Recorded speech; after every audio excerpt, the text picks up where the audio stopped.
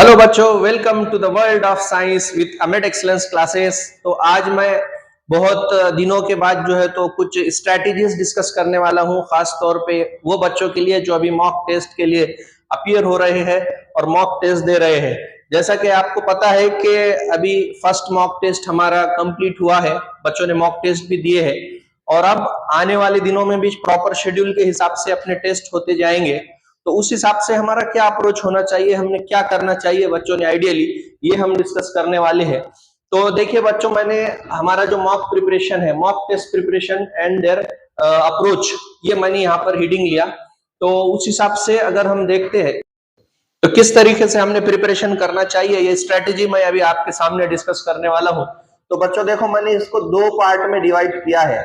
जैसे कि यहाँ पर देखो, प्रीवियस मॉक एनालिसिस, मतलब बच्चों ने जो पिछला मॉक टेस्ट दिया है उसका एनालिसिस भी करना है और जो आने वाला अगला टेस्ट है उसका प्रिपरेशन भी करना है, अपकमिंग मॉक प्रिपरेशन। तो ये दो चीजें हैं जो बच्चों को सामने रखना है। और खास बात यह है बेटा कि दोनों चीजें तीन सब्जेक्ट के पर्सपेक्टिव में हमको देखना है। मतलब तुमको एनालिसिस पीसीबी का करना है, 3 पेपर का एनालिसिस करना है, ठीक है, और साथ ही साथ आने वाले टेस्ट में भी ये 3 सब्जेक्ट ही पढ़ना है, अपकमिंग टेस्ट में भी 3 सब्जेक्ट पढ़ना है। तो ये टाइम कंज्यूमिंग है। एक तो पिछले टेस्ट का एनालिसिस करो, इसके लिए टाइम लगेगा, और आने वाले टेस्ट का प्रिपरेशन करो, उसका भी टाइम अलग से तुमको निकालना पड़ेगा। मतलब ये तुम्हारा प्रॉपर टाइम मैनेजमेंट स्किल तुम्हारे पास होना जरूरी है, तुम्हारा टाइम का डिस्ट्रीब्यूशन प्रॉपर होना इसके लिए बहुत मायने रखता है। तो यहाँ पर देखो, प्रीवियस मॉक एनालिसिस में आपने टारगेटेड टॉपिक और सब टॉपिक डिसाइड करना है, निकालना है। जैसे मान लो आप लोगों ने जो टोटल एमसीक्यूज रहते हैं 190 एमसीक्यूज, उसमें से मान लो 150 एमसीक्यूज आपने कर लिए। 150 एमसीक्यूज अगर सही आते हैं तो तुमको ऑब्वियसली 600 मार्क्स मिलने वाले हैं।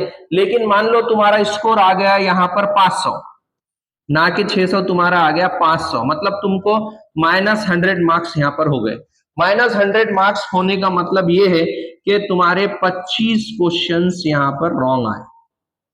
25 क्वेश्चन यहाँ पर आप लोगों के रॉन्ग आए। 25 क्वेश्चन के जो है वो 100 मार्क्स होते हैं और फिर प्लस -25, 125 मार्क्स तुम्हारे रॉन्ग, 125 मार्क्स तुमको नहीं मिलेंगे, मतलब 475 आपका स्कोर आ गया मान लो टेस्ट में।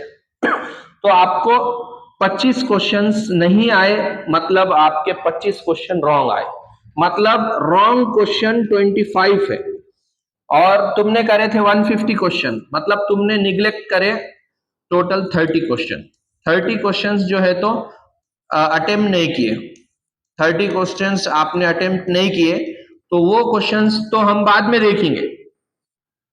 पहले हमारा टारगेट रहेगा बच्चों, हमारे गलत सवालात कितने आए। जो क्वेश्चंस हमारे रॉन्ग आए हैं वो कुछ ना कुछ परसेंट हमको आते थे, उसकी लिंक थी कुछ ना कुछ, तभी जाकर के हमने उसका अप्रोच लिया। तुक्का तो नहीं मारे, ये ए बी सी डी वैसा तो करना ही नहीं है। जो भी हम क्वेश्चन सॉल्व कर रहे वो अगर हमारा रॉन्ग आता है तो हमने जेन्युइनली उसको अटेम्प्ट किया था, लेकिन कुछ सिली मिस्टेक्स के वजह से बोलो, या फिर कुछ फॉर्मूला याद नहीं आ रहा था, कैलकुलेशन में कुछ मिस्टेक हो गई होंगी, या फिर 2 पॉइंट में माइन्यूट छोटा सा कंफ्यूजन होगा, उस वजह से तुम्हारा वो क्वेश्चन मान लो गलत आ गया। अब जबकि वो क्वेश्चन गलत आ गया लेकिन तुमको अच्छा खासा उसके बारे में जानकारी है, तो उसको पहले कवर कर लेना, ये हमारे लिए पहली प्रायोरिटी है। और फिर दूसरी प्रायोरिटी है कि भाई जो क्वेश्चन नहीं जमे थे वो भी देख लिया जाए। तो हमने एनालिसिस प्रॉपर करना कि मेरे क्वेश्चंस गलत कितने आए, वो गलत क्वेश्चंस कौन से टारगेटेड टॉपिक से तुम्हारे किससे थे, कौन सा टॉपिक था जिससे तुमको क्वेश्चन नहीं जमे, कौन सा सब टॉपिक था, हिडिंग के अंदर एक अंडर टॉपिक आते सब टॉपिक्स एनसीईआरटी में, आप लोगों को पता है वो कौन सा था, वो अच्छे से देख लेना जरूरी है। क्वेश्चन का टाइप, उसकी नोयत समझना जरूरी है और उस तरीके से वो क्वेश्चंस का अप्रोच लेना। दूसरा है, जो क्वेश्चंस अटेम्प्ट नहीं किए थे वो भी अगर देख लिए तो अच्छा ही है, लेकिन कम से कम हमारे जो रॉन्ग आने वाले क्वेश्चन है वो हम टारगेट करना, क्योंकि अगर वो भी करते हैं सॉरी, अगर वो भी करते हैं तो उस पे टेस्ट में हमारे 600 मार्क्स बनने वाले थे, लेकिन नहीं बन पाए। तो वो क्वेश्चंस जब हम कर लेंगे तो हमारे गारंटेड मार्क्स बढ़ेंगे। मान लो इन कंटेंट से अगर आने वाले दिनों में सवालात आता है, ठीक है, फ्यूचर में अगर ये क्वेश्चंस आते हैं तो तुम्हारा ये 100% पक्का टॉपिक होगा, उससे कोई क्वेश्चंस वापस से रॉन्ग नहीं होगा। क्यों? क्योंकि हमने एनालिसिस उसका अच्छे से किया। तो इसके लिए बच्चों टाइम निकालो। दूसरा है, ये टारगेट करने में हमारा अगला मॉक टेस्ट छूट नहीं जाना। बहुत प्रिपरेशन कर रहे थे, एनालिसिस कर रहे थे, लेकिन अगले टेस्ट का प्रिपरेशन नहीं कर पाए, तो उसमें भी फिर तुम अपसेट हो जाएंगे। तो आने वाले टेस्ट का प्रिपरेशन भी करना है। तो टाइम को मैनेज करना बहुत जरूरी है। आने वाले टेस्ट में क्या कंपोनेंट प्रिपेयर करना चाहिए, तो मैं बायो के हद तक अगर बोलूं तो बायो में हमको एनसीईआरटी अच्छे से कर लेके पीवाईक्यू लास्ट 10 ईयर के देखना चाहिए। पिछले 10 सालों के सवालात देख लो हर टॉपिक पे, तो बहुत हो गया तो एक टॉपिक पे 20 से 30 क्वेश्चंस रहते, 6 टॉपिक है मान लो आने वाले दिनों में, तो तकरीबन 100-150 क्वेश्चंस वो हो जाते हैं। अगर मॉक टेस्ट है 100% सिलेबस पे, तो उसका मेथड अलग रहेगा, वो आगे आने वाले वीडियोस में मैं तुमको समझा दूंगा। लेकिन फिजिक्स केमिस्ट्री में भी तुमको पीवाईक्यू पे फोकस करना है। थ्योरी के लिए आपके रेस्पेक्टिव टीचर से आप डिस्कस करो, उन्होंने जो रिकमेंड करते हैं उस हिसाब से थ्योरी, और पीवाईक्यू तो वो भी देखना ही है। तो इस तरीके से हमारा 50% से ज्यादा टाइम आने वाले टेस्ट के प्रिपरेशन में जाना चाहिए। 20 to 30% टाइम जो कंप्लीटेड मॉक टेस्ट था हमारा जो हो गया है, उससे रिलेटेड जो तुम्हारे वीक एरियाज है उसको क्लियर करने में जाना चाहिए।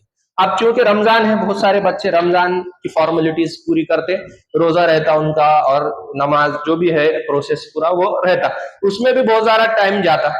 तो वहां पर हमको वो भी करना है, क्योंकि वो भी डिवाइन हेल्प रहती हमारे लिए। तो वो करते हुए ये टाइम निकालना और एक मुश्किल टास्क हो गया हमारे लिए।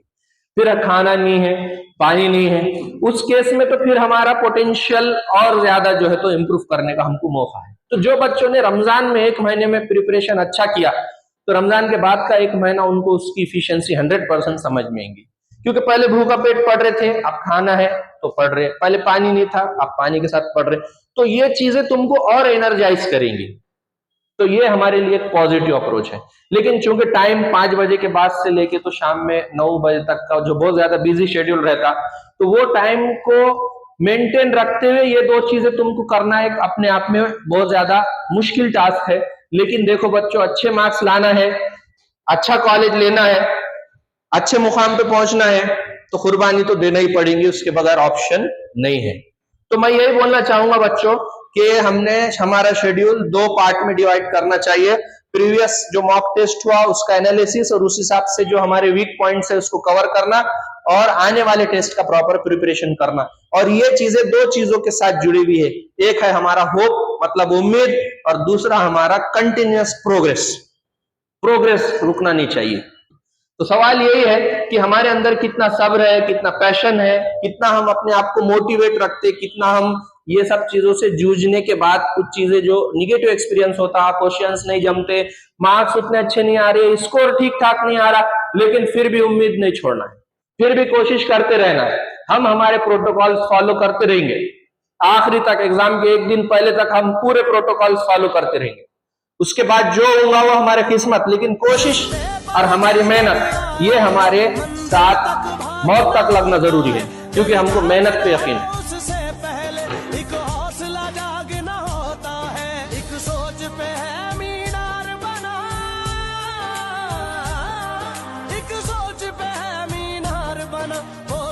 संभाल भी सकते हैं, सब अपने नजरिए पास रखो, हम अपना नजरिया रखते हैं।